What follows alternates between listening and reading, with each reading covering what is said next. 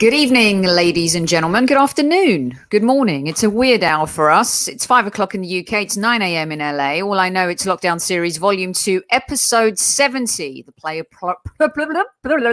profile returns.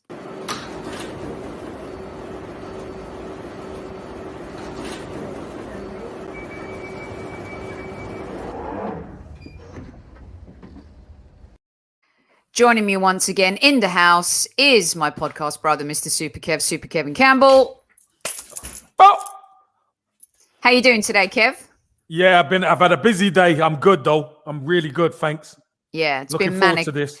Yeah, me too. We're going to get stuck right into this. The player profile, one of the listeners' favorite series. Thanks for tuning in early, and most of you will be listening to this one on replay. But the good news is, Kevin, once Arteta starts talking about it, maybe we can believe it. And also when Fabrizio Romano or Ornstein talk about it, it seems like every Arsenal fan believes it. But the good news is that this fella looks like he's signing for the Arsenal. And as Kev knows, I've been a massive fan. And at times, I've called out for him to maybe even be part of the first team this season. Kev, before I get into some info about Mr. Balogun here, you and I went back and forth a little bit. And your whole take on it was he shouldn't be given a chance if he's not committing to the club. Looks like he is going to commit to the club now. 15 proposals, Romano said, were on the table for him. And maybe after our struggles this season up front, the club also had a bit of a U-turn. What's your take on how it looked like he was going to Leverkusen and now it looks like he's seen sense and is going to sign for the Gunners? Well, as far as I'm concerned, Sophie, it's all part of the game. It's all part of the game where if he's going to leave England, then there's minimal money to pay for him. Really minimal. But if he was going to go to another team in the league, then obviously it could possibly go to a tribunal if the two clubs don't agree a fee. So I think it's smart business by Arsenal. Arsenal have developed him, helped him, and to let talented players like this leave, young players like this leave, we've seen it happen too many times, Sophie, in the past. So everybody saw sense. We know it's part of the negotiation that, you've got 15 clubs over here and, he's going to leave. But to be fair to the young man, he's kept his head down. He hasn't said much or anything like that. And Mikel Arteta's always been pretty confident that he will sign. Mm-hmm. But again, it's all about timing. And the timing's right now. Okay, so I want to get into your head. Good evening to everyone in chat as well. Thanks to everyone who is watching. And of course, thanks to Football Prizes. Go over to footballprizes.co.uk and get yourself a ticket for the Gabriel Martinelli signed shirt. We'll show you that at the end of the show. Kev, there's been a lot of love for Balogun. As I said, Leverkusen, even Liverpool at one point, Southampton, Sheffield United were talking about offering 3 million. Chris Wilder was a huge fan last season. But he has realized that maybe the club that he's been at since the age of 10 is the club that loves him the most. Kevin, he was born. Are you ready for this one? We've done this before with young players at the Arsenal. He was born over there, wasn't he? He was born in New York City, but also he was born in 2001. Mm-hmm. My mind is blown. He's 19 years old. And he's definitely one of the hottest properties in football. Let's talk a few stats before we get into attributes, characteristics and stuff. When he was playing for the under-18s, Kev, he scored 25 goals. He was averaging a goal every 62 minutes. No other 17-year-old youth player's ever done that. He made his debut in the under-23s in the 2017-18 season at just 16 years old. The following season, he signed his first professional contract at the Arsenal. He scored 10 goals in 15 games. And I think that was the season where he had a bit of a knee injury. He had some kind of injury. So the ratio there, incredible. This season, I believe he's got 16 goals. He's been player of the month twice, I think, in Premier League 2. You guys can correct me if I'm wrong. And after training with the first team, Mr. Pierre-Emerick Aubameyang said that this kid is fire, right? There's no doubt we've seen a lot of young strikers come out of the Arsenal. Mm-hmm. He is one of the most exciting in the last how many years, Kevin? With all those stats and facts, it's pretty impressive, isn't it? Well, yeah, it is impressive, but I've got to say, I don't like all the chat about like he's going to be the next savior. I don't like it. Let me tell you why I don't like it. Because he knows where the goal is, but he's so inexperienced. And the next level is totally different. It really is. Now, we've seen him do well coming on in Europa League. That's where we're super strong against in the group stage, etc. But I want this young man to develop properly because he's got a big future. Of that, Sophie, I have no doubt. He's got a massive future. But he has to learn his trade. And when you play as striker, that is the most important thing. Eddie Nketiah came through, and do you remember there was the hullabaloo about Eddie Nketiah? Eddie Nketiah's record was I'm not saying it was better, but it was very good. Eddie Nketiah still hasn't learned his trade. He went on loan and hardly played. Came back, played a few games in our first team, but we can't expect him to carry Arsenal on when he's got no experience. Don't you feel experience? Yeah, I have a few questions for you on that striker side and the badge and stuff. But don't you feel like raw talent-wise, he's much more? He just has that it factor more than Eddie. To me, he just when you see him play, he just seems to have a little bit more of that X factor than Eddie does. He's a different player than Eddie Nketiah for sure. Obviously, he's bigger, he's stronger, etc. But again, we could easily get caught up. He's the savior. He's the savior. He's the savior. For me, I've come through the ranks. I know. I don't want to put too much pressure on him. Yes, he is different to Eddie. And as I said earlier on, he does have a massive future. But I honestly think this young man needs to learn his trade.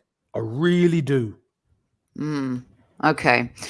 All right. Well, look, I want to talk character. To me, he seems confident, fearless, hungry, ambitious. He has this organic approach to playing the game.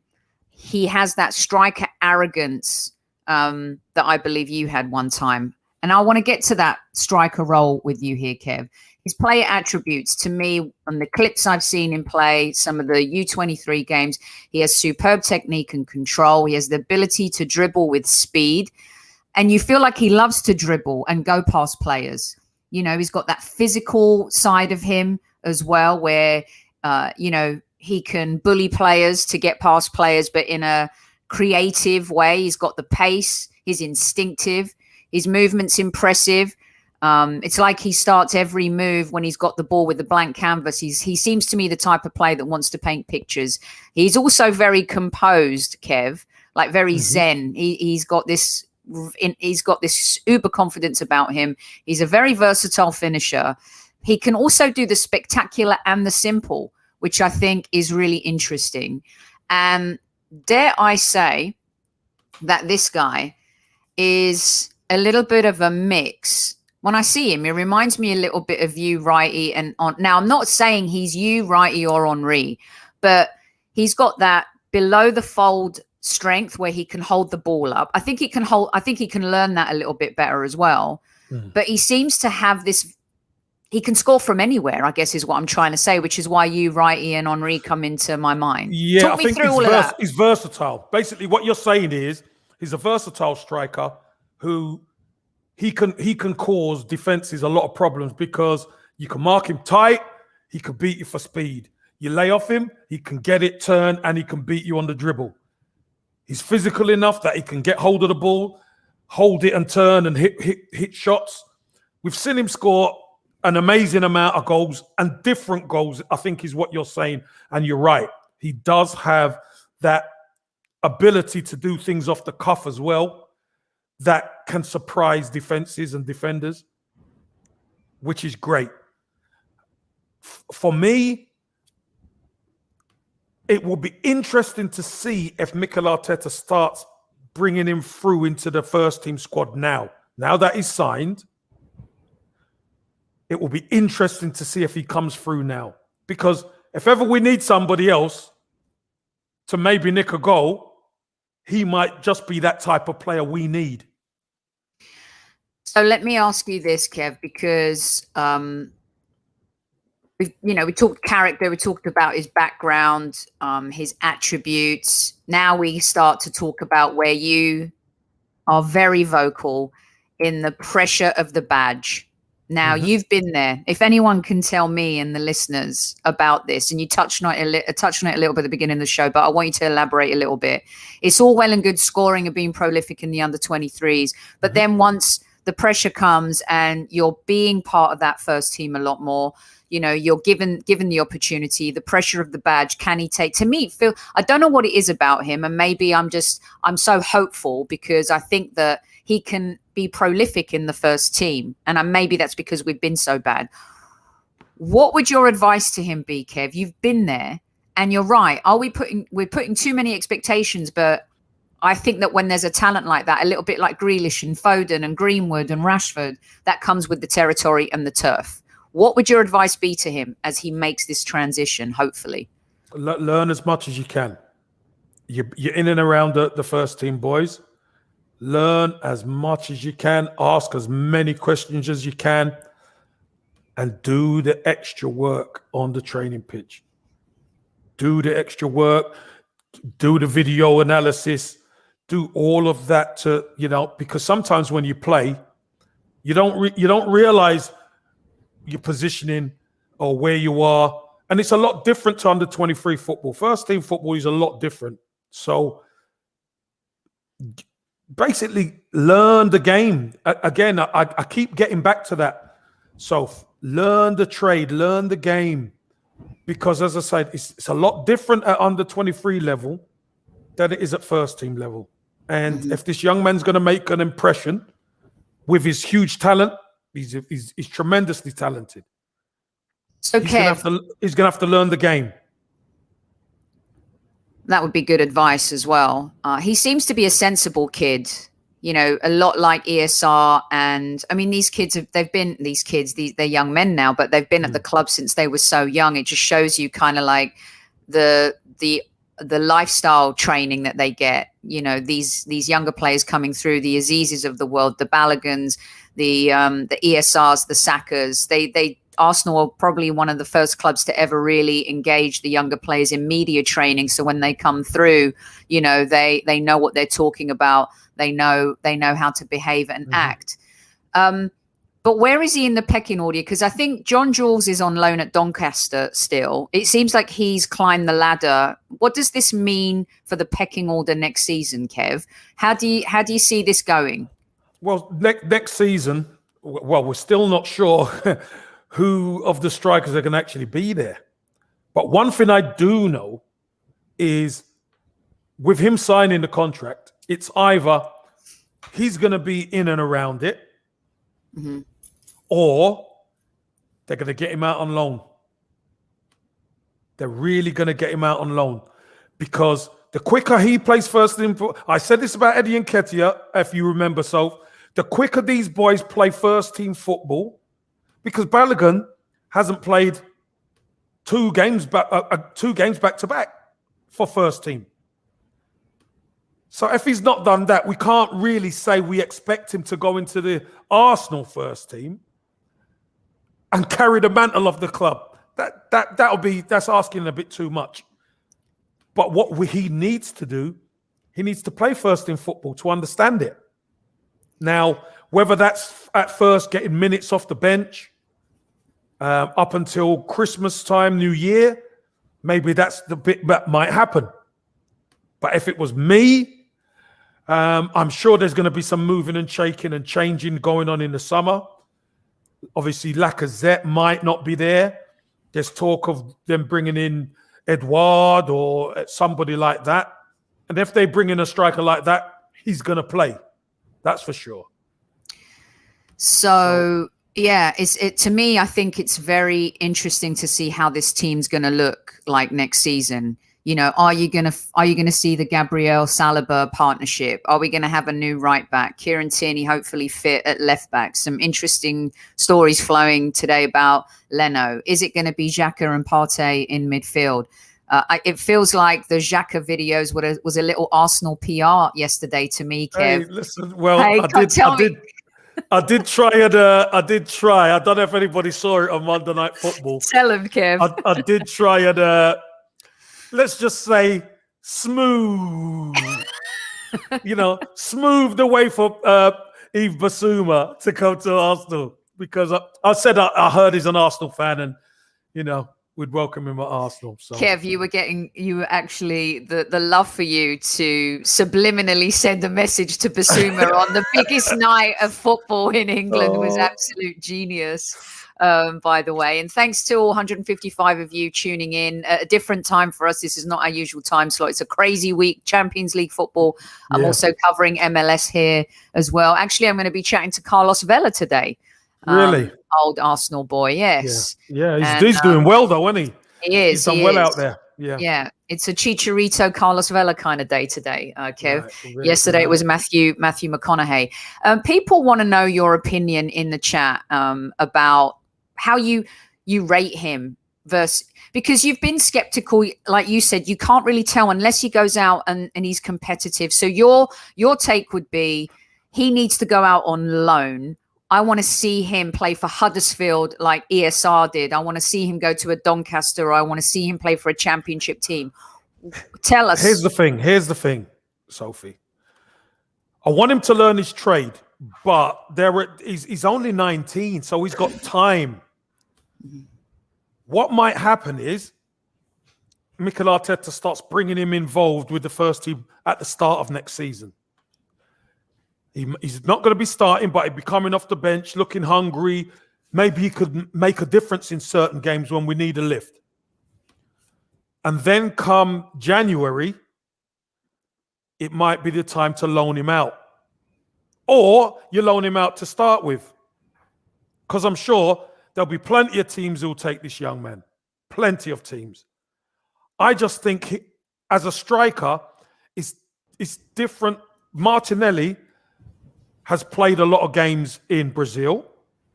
Came in, scored double figures at Arsenal as a youngster.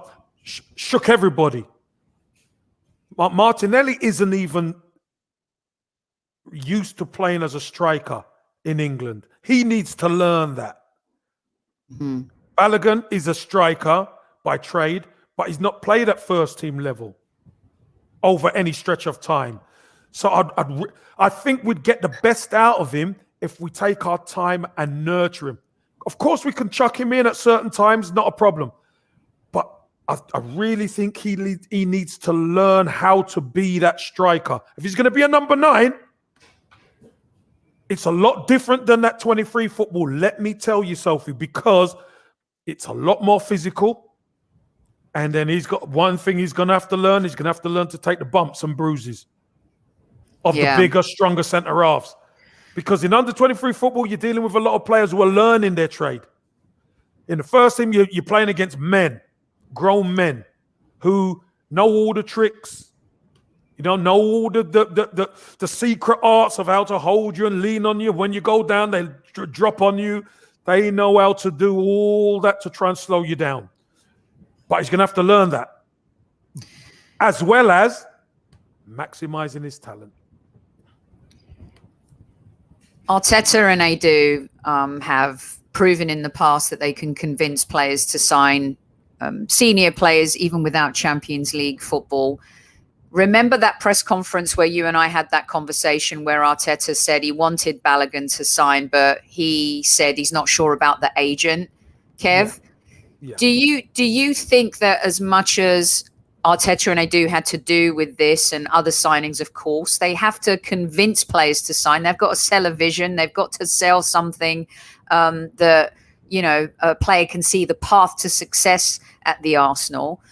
But do you also think it's a little bit of Arsenal got caught because financially going out and buying a Balogun, you may have to go, why go out and buy him, say, a Marcus Thuram and have to spend 30 million? You've got someone on your doorstep who maybe has the same attributes, can do the same things. And it's a case of needs to develop, but also the power in a sense was with the agent and the player seeing the deficiencies of Arsenal up front this season, Kev. Is it a little bit of everything, or in the end, did the club hold the cards here? Well, no, the club don't hold the cards when your contract's running out. The player and his agent hold the cards. And, it's a decision that has to be made by the player, his family, and the agent. Because at the end of the day, if Arsenal get him into that position that he's got 6 months left, Sophie, the club hasn't got a leg to stand on. Because realistically, this should have been done and dusted a long time ago.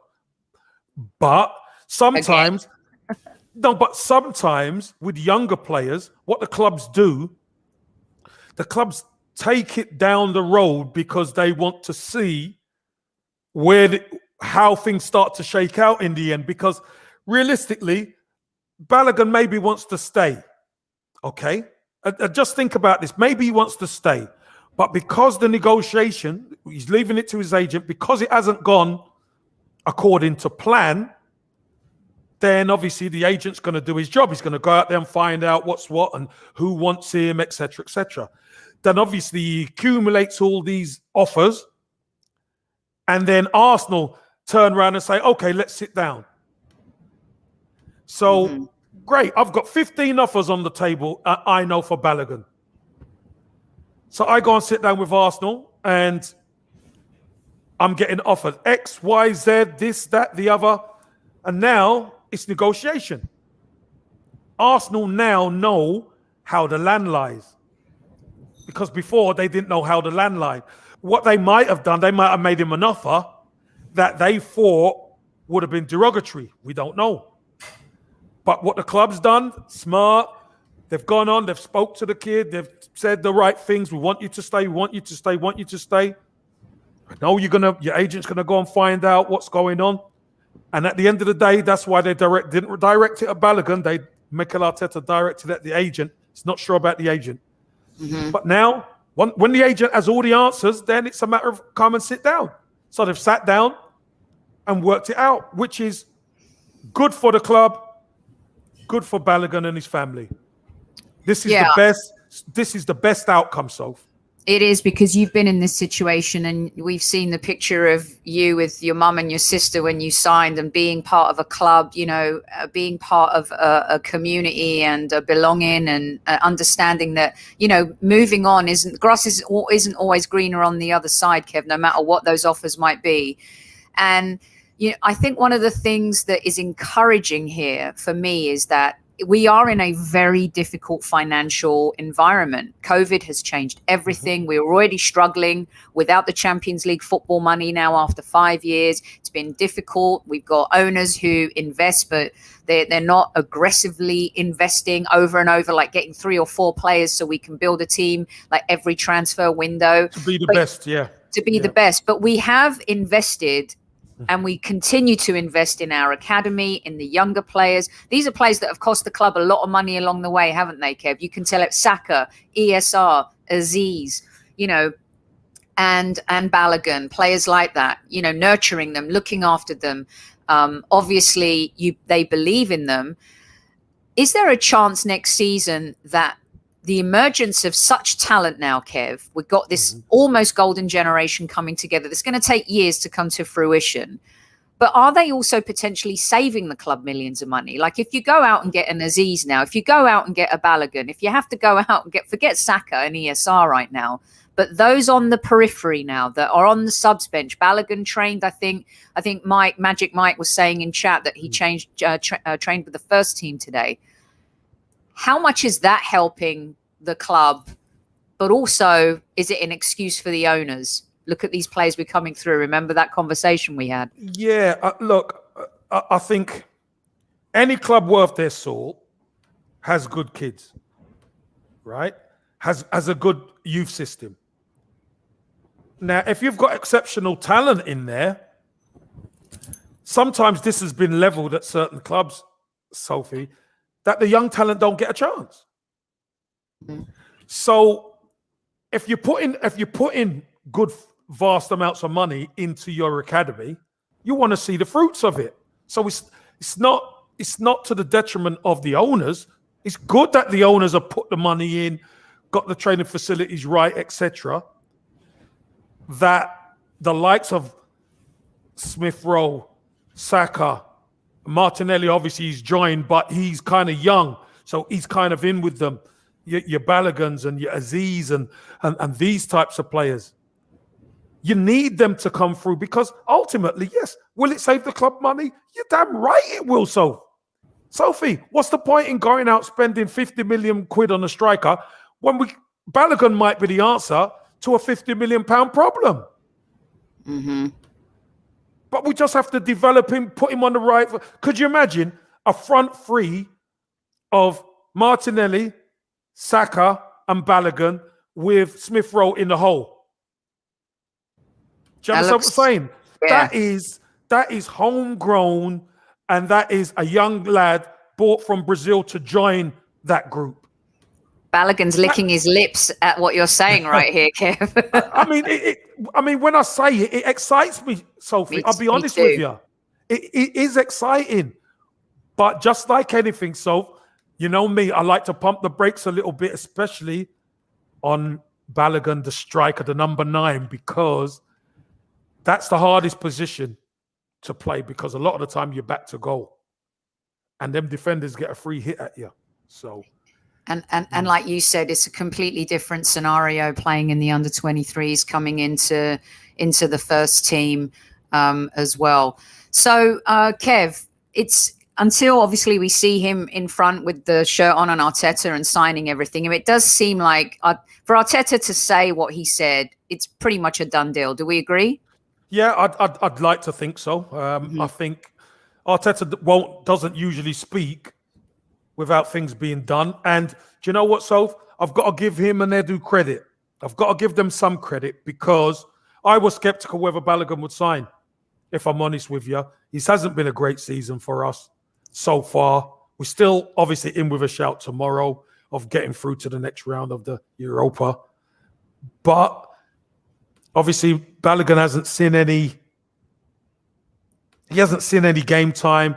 I knew he wouldn't see any game time. But now, pen to paper, hopefully, not that saying that we're going to see him tomorrow, but why not? He'll be hot, he'll be high. We need a goal. We need speed at the top end of the pitch, and we need people who can come off the bench to make a difference. Yeah, and the squaddies can correct me if I'm wrong, but I believe he's had 4 appearances, 66 minutes he's played in the Europa League, and he's scored 2 and he's had 1 assist. I mean, Kev, he just seems to, he doesn't, a little bit like ESR. I don't know what this era of player who, you know, the mindset, the mentality, like Saka, like ESR, they seem to play fearless football. Because they're hungry. which makes me believe that culture of this next crop coming up are built differently mentally. And it happens. Am I exaggerating that, or what do you think? No, but it happens. You know, in an academy, Sophie, when you look back, people go on about the class of 92, don't they? You know, at Manchester United. What about the class under George Graham that came through? Yeah. Look how many players came through the ranks at those times. Arsenal were a conveyor belt for homegrown talent. But here's the problem. And then over time, the academy ain't as strong. And then, one pops out, a Jack Wilshere pops out. And everyone thinks, yeah, that's good. And there's more to come, but they don't quite do it. And then now, you're seeing Saka, Smith Rowe. Now the hopes for Balogun to come through. big people are looking at Aziz and thinking, oh, he could be a good. So there could be this could be another generation that has accelerated that talent to be able to do it for Arsenal first team. Not be sold, but to come in and do it for Arsenal. But they need two things. They need, one is to learn their trade, and two, a manager who's going to give them the opportunity to play, but the opportunity to develop. And but be protected. Yeah. And I think Arteta's done that to a sense.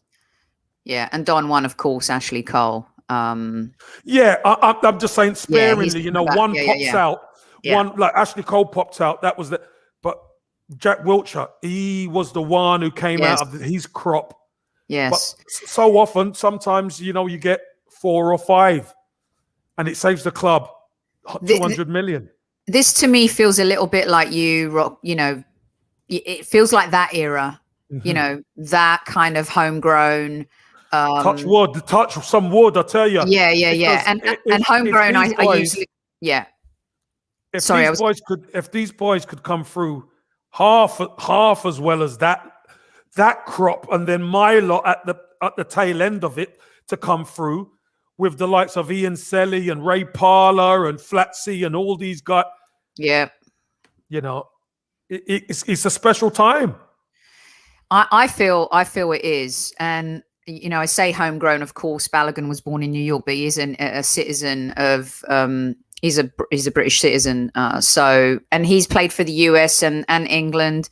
And like Kev says, it's a really exciting time. We're going to be talking about him a lot more, but we wanted to jump in today with a quick fire player profile because I think these are the things that are exciting. And like Kev said, usually we lose, everyone keeps going back to losing Serge, to Bayern Munich. And I think people forget that he wanted to go home as well. He didn't want to just get out of Arsenal. Obviously he had that terrible, loan spell at West Brom, but he wanted to go to Germany. So it's a little bit different. In this case, Kev, I want you to wrap it up with this. Who is going to be the sacrificial lamb? But a lot of the guys in chat, and good hello to all 245 of you. Remember, you don't have to leave a tip on the way out, but you do have to hit the like button if you hate Tottenham. Those are the rules of the Highbury Squad Club, not Fight Club, Highbury Squad Club. Kev, a lot of the squaddies and folks in chat are talking about this is indicative that Lacazette's going to go. It's indicative that Eddie's going to go. I think the club would sell Eddie before Lacazette right now, but Lacazette becomes an asset. What's your summary? How do you feel it could affect what we have up front already for next season?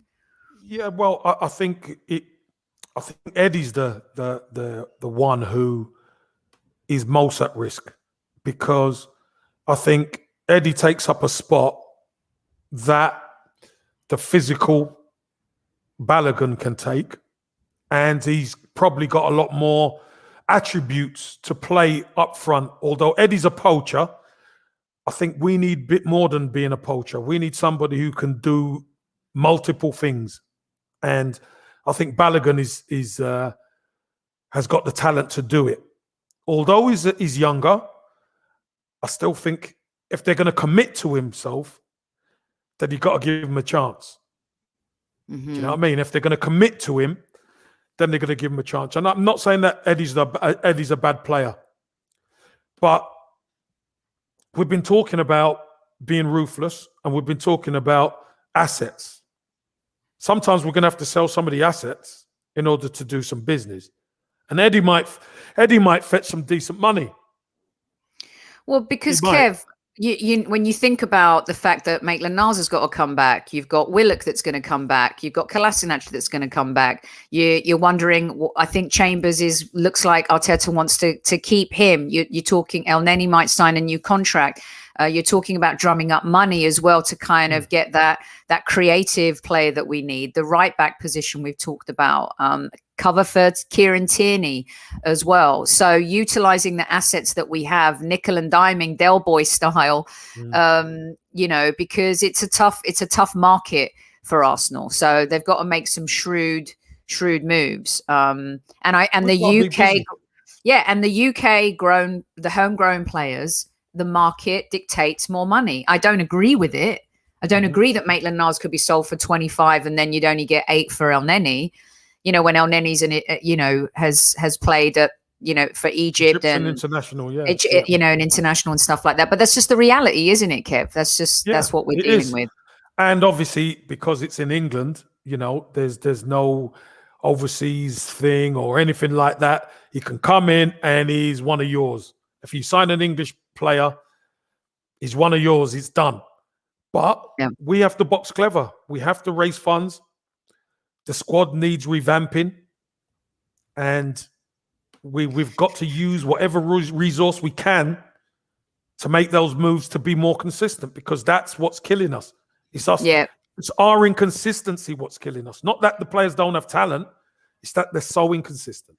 Yeah, and that total team Arteta hasn't built yet. We're going to see it this summer. We talk about that, and I'm so stoked because I'm a huge fan of Balogun, as you know, Kev. I think that, and I agree with Real Captain. I think Eddie's been given his chances. I just don't see that extra. You know what I mean? That bite, that X factor. Whereas with Balogun, I think there's something really just, I don't know. He just, I've the way he dribbles as well and is fearless to shoot. Like we don't get that enough. We don't have that enough. That fearlessness, that attacking the defender. He's unafraid to attack the defender. And when you potentially can combine that, and I lied because I'm going to get you out on this. I said I was going to get you out on the last one. If we're going to have Saka, ESR, and we're going to have, Balogun, and then you've got Aziz breaking into the team, Kev, are you concerned that, yes, you can't win with kids. That's what Alan Hansen said. But look what happened. But they had Pallister, they had Irwin, they had Cantona, they had all these great players around them. They had Robson, Bruce. I mean, ridiculous pedigree players. Experience. Are you concerned about the experience that we currently have? Because you've talked about that. Can you talk me through that real quick before we go? Yeah. With the younger players and the experience we have versus what we might get. Younger players need to be guided. Now, if they're gonna come in and you're gonna give them opportunities, it's the older players that has to carry these youngsters, talented youngsters, along. Correct them here in training. They've got to learn how to do it the right way. In games, listen, just go and stand on his shoulder. If you feel a bit tired, go and stand in between the two centre. Little things like that, where a young player would be running there, burn themselves out. No, if you feel a bit tired, just go and stand in between the two centre halves, and that's where you get your rest. Don't get your rest out there. Get your rest in there, because when we turn the ball over, we could hit you straight, and then you're in on goal. Because if you're out there, we're hitting you out there. You've got 3 or 4 people to beat. So, just little things that make the whole, all the little pieces of the jigsaw. And let's be honest, Sophie, this season, we were hoping that the experienced players would carry the youngsters. It's been the opposite. Yep. It's been the opposite this season. And you've been so vocal about that, Kev, from, months ago. Yeah. I just think it's a bad look for us when Saka is carrying the football club. And not a bad look that Saka's not a good player, because he's a damn fine player. And he's had a Robin in Smith Rowe, and Martinelli's done his pieces as well. But we're talking about Arsenal Football Club, Soph. This is Arsenal Football Club. And we've got enough international experience. Lacazette, Aubameyang. We need this guy. Xhaka, Partey's just come in.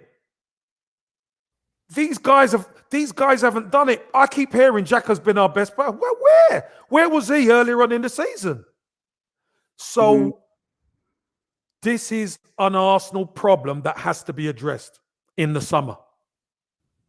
These boys need quality with them. And Arteta knows, Sophie. He knows, but He doesn't have the resources to have done it, obviously, last summer or in January.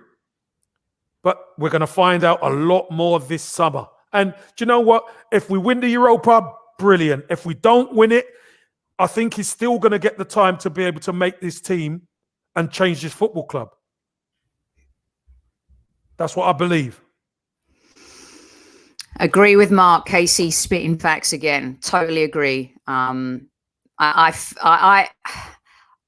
it's a struggle season, but I'm a believer in what is coming, and I'm hoping that we're gonna change the DNA and the culture of the club. We're gonna go back to being strong mentally. We're gonna go back to playing fearless football, champagne football, beautiful football, and we have to have these younger players around us. But as Kev says, man, if you do not arm that and dress it and put the mayo and the mustard with the experience, then you are setting these kids up to fail big time. Super Kev, really good player profile. Thanks so much for joining again and giving us your intel, especially from the striker point of view with Balogun. I'm so excited about this guy and what he could potentially do. So let me just say this. If could you imagine if Balogun was on the bench tomorrow night? Stop, Kev. I'm not wearing sleeves today, and it's good. but he would be chomping at the bit to get on that football pitch. Yes. To prove this is what you've been missing. This is what you've signed, Arsenal. Obviously, there's Aubameyang there, whether he plays or he doesn't, or whatever permutation. If Balogun's on the bench, he is going to be chomping at the bit to get on, because when you sign a new contract at the Arsenal, it's the Arsenal. Yeah. You want to always want to prove yourself, because you've always got it to prove. Always. With that token too, Kev, our manager has to be brave. He's got to be braver. I know that he's lacked trust in this team because Turnkey, it's not his team completely yet, but he has also infused his players on this squad. He's got to be a little braver. I'm not saying you're going to take risks in the Europa League. We just got to get to the final and win it. But in the Premier League now, I like that, Soph. I like that. You ain't got to take no risk. Just get to the final and win. I love it. In the Premier League, where we've got nothing to lose, experiment a little bit. No Arsenal fan, I don't think, and I've been critical of Arteta. I will give it. He gets a pass if he tries Aziz, if he tries Balogun, if he mixes it up a little bit, just to see in preparation for next season. Supposedly what your targets are this summer. You and Edu have been working on it since last year. I think Arsenal fans will forgive that. Maybe they will, but just like any manager, very rarely you see the manager start to throw the kids in with 7 games to go. Very rarely. Normally, with 2-3 games to go, he'll start incorporating the kids in, because normally you know where you're going to be in and around finishing. But let's be honest, there's still an opportunity for us to move up the league. So that's probably why. But we haven't with the players. No, but I'm saying there's still an opportunity.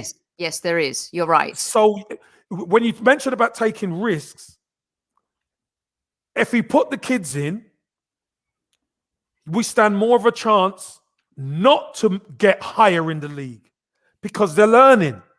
We know that we've been let down. We know that till we're blue in the face, Soph. But the fact of the matter is, there's still a lot to play for these experienced players. Because do you know what? A lot of them I truly believe most of these guys are playing to see whether they're going to be at the club next season. Which is why he should throw some into the mix. And, we know about El Neni. We know about Chambers. We know Saka and ESR are good. We know even now, like they're mainstays. Aubameyang's out of form. Tierney's injured. I mean, we're suffering at that left back position. Hopefully that won't be our Achilles heel, Kev. I fear that could be what costs us here in the last few games, but hopefully not. So yeah, I hear what you're saying. There's still points to play for, but based maybe on the bench, put the boys on the bench, put them on the bench, and I think you might start seeing a bit more like that.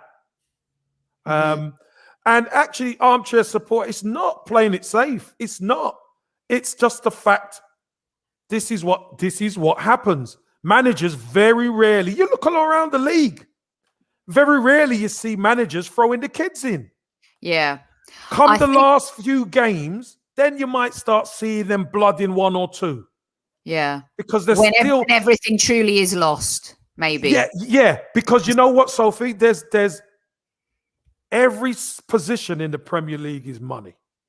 Every position. And if you put the kids in, not saying that the kids can't handle it, but if things don't go well, you could end up not in the best position. And every club wants to finish in the best position because it's more money, it's more funds. Yeah. No, it is. It's a difference between £1 million sometimes, isn't it? And and a couple. Well, it's $1 million a position. Yeah, $1 million every position. Every position, and stuff. So yeah, I think, based on what we've seen, I hear what you I know what I feel what I'm saying, but I hear what you're saying. Yeah. It's not quite done yet. So don't set them up to fail either. I think that's the key here, isn't it? And that's why I think if we could incorporate them on the bench, they can get 20 minutes here, 15 minutes there, coming to the end of the season, and then with two or three games to go, there might just be an opportunity to you're starting. Do you know what I mean? So you're starting. Yeah. Oh, Mask Gunner, don't even tell me none of that about my prediction. Jesus, please. Win tomorrow and I'm happy. Trust me. Yeah, we're not doing predictions. I'm not. Win tomorrow. Just win. Win tomorrow. Yeah, just win. I believe we'll win tomorrow. I do. Yeah, there's no two ways about it. Just win. That's it. Yeah, just win, baby. What's the movie? Oh my gosh, having a brain fart. But I'm picturing Al Pacino in Any Given Sunday, that team talk. And we've got to be ready. We've got to be ready and we've got to win. Right. It's been brilliant. And we've enjoyed talking, and we love talking about our younger players. Exciting, talented, smart. They look after themselves. They seem to be good boys. They're not getting in any trouble, and they're fearless. Fearless, yeah. Yeah. So, and MK, now you've got me thinking about the Hunger Games, and may the odds forever be in your favor. And let's hope that tomorrow they are in Arsenal's favor. Good stuff from Super Kev, as per usual. Tomorrow we're going to be back for the post-game show. Wednesday Women returns next Wednesday. We're going to have a double bill for you next Wednesday. We've got Adrian Clark on with Super Kevin Campbell and David Hillier. You are not going to want to miss that episode. And on Friday, we're going to do a YouTube chat. So we're going to circle back and we're going to involve all of our YouTube comments and all of our squaddies who have posted on replay. And we're going to have Kev tackle a lot of those questions and comments based on Kev says in other episodes. Sophie, I'm going to deal with some of these. You're going to deal. I'm going to read you all the good and the bad, Kev. Yeah, good, bad, and the ugly. That's the best way. That's the best way. It's like Jimmy Kimmel when he makes the talent read out the mean tweets about them. That's what we're going to do. We're going to do yeah. So we've got some good stuff in store. Until tomorrow, Kev, let the troops know. On Friday, I'm hoping there's a lot of Kev don't know what he's talking about. Then I'm really going to get. But you know what? Until tomorrow, up the Arsenal.